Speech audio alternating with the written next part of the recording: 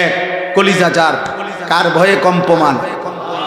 দুই, সর্বদাই যে মেনে চলে কার বিধান। তিন, যে করে না কোনো অবস্থাতেই কি শিরক। সুবহানাল্লাহ। চার, ওয়াল্লাযীনা ইউতুনা মা আতাউ, আল্লাহ বলেন আমার বান্দাকে যা কিছু দিছি, শরীর, স্বাস্থ্য, জীবন, যৌবন, অর্থ, সম্পদ, স্ত্রী, সন্তান, সম্মান, মর্যাদা, সুনাম, সুখ্যাতি, আয়, রোজগার, যা দিলাম আমি তাকে, সে সবটাই আমি আল্লাহর পথে ব্যয়। আমার হক তাও আদায় করে, বান্দার হক তাও আদায় করে। নিজেও সেজদা করে, স্ত্রীকেও সেজদার উপরে রাখে, ছেলে মেয়েকেও সেজদার উপরে রাখতে চেষ্টা করে, নিজেও হালাল খায়, ঘরওয়ালাদেরকেও হালালের উপরে রাখে। অর্থাৎ সবকিছুতে নিজেও দান করে, সাদাকা করে, সম্পদ খরচ করে। এইভাবে আল্লাহ বলছেন যা তাকে দেওয়া হয়েছে আমি আল্লাহর পক্ষ থেকে, তার থেকে সে আমার নির্দেশনা মতেই ব্যবহার করে, খরচ করে, প্রয়োগ করে। আল্লাহ বলেন সে আমার সন্তুষ্টির পথেই আছে।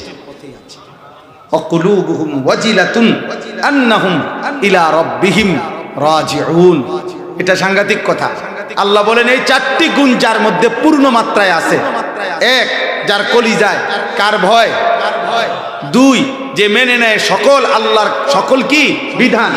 তিন, যে করে না শিরক, যে ব্যয় করে সবকিছু আল্লাহর পক্ষ থেকে যা পেয়েছে সবকিছু কার পন্থায়, আল্লাহর নির্দেশিত পন্থায়। এই সব ঠিকঠাক মতো ওযু, নামাজ, জিকির, তেলাওয়াত, দান, সাদাকা, হালাল হারাম মেনে চলা, পুরাটা জীবন আল্লাহর হুকুমের উপরে রাসূলের তরিকায় চলার পরেও আল্লাহ বলেন ওয়াকুলুবুহুম ওয়াজিলাতুন আন্নাহুম ইলা রাব্বিহিম রাজিউন।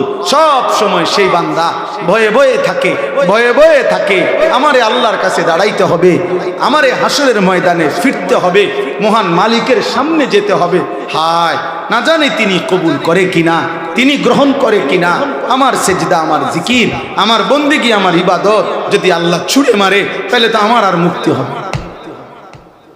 অহংকার করেন, অহংকার করে, বরং ইবাদত আমল করিও আবার কি করে ভয়ে ভয়ে থাকে, ভয়ে ভয়ে অহংকার করেন। তাহাজ্জুদ তো পড়ি আজ 15-20 দিন, আর তো মনে হয় না কেউ পড়ে না, আর কেউ পড়ে না। আমনি শেষ বাইজিদ বুস্তামি, পৃথিবীতে যাইতে আছেন, আমনে মারা গেলে আর পৃথিবীতে আল্লাহর ওলির অভাবে পৃথিবী শেষ।